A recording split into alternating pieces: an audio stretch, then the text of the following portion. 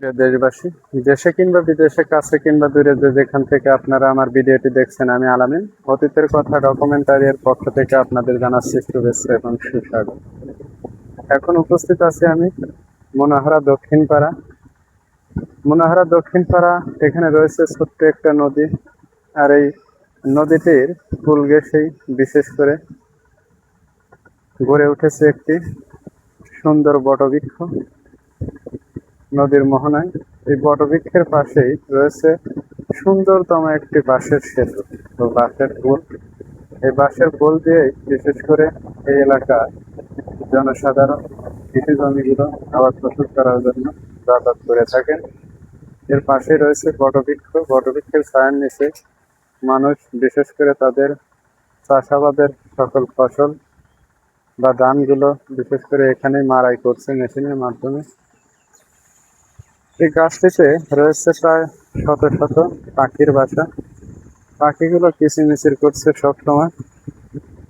প্রাকৃতিক পরিবেশে এত সুন্দর একটি সিনারি যা পৃথিবীর কোথাও খুঁজে পাওয়া বিরল। কত সুন্দর জায়গা, কত সুন্দর নদী। এই নদীটির মোহনায় বিশেষ করে সুন্দরভাবে গাছগাছালি এখানে মাড়াই করছে ধান। কত সুন্দর জায়গা।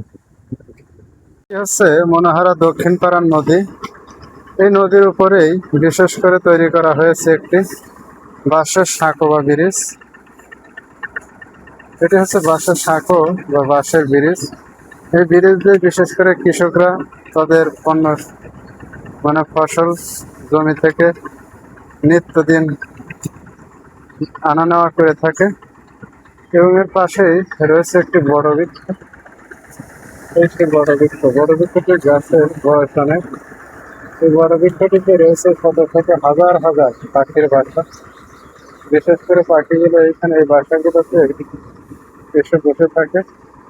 এবং এর পাশে বটবৃক্ষের কেন্দ্র করেই বিশেষ করে এখানে মানুষ মাড়াইয়ের কাজ করে থাকে, ধান নতুন নতুন ভ্যারাইটিতে। যাই হোক, আমি আলামিন অতীতের কথা ডকুমেন্টারির পক্ষ থেকে আপনাদের জানাচ্ছি শুভেচ্ছা এবং স্বাগতম। ঘুরে ফিরে আপনাদের সামনে এই সমস্ত প্রকৃতির সিনারিগুলো তুলে ধরার জন্য চেষ্টা করি। আজকের মতো ভিডিও কার্যক্রম এখানেই শেষ করতে যাচ্ছি। দেখা হবে পরবর্তীতে অন্য কোনো ভিডিও নিয়ে। আসছে পর্যন্ত আপনারা সবাই সুস্থ থাকেন, ভালো থাকেন, এই কামনা করে আজকের ভিডিও কার্যক্রম শেষ করছি। আল্লাহ হাফেজ।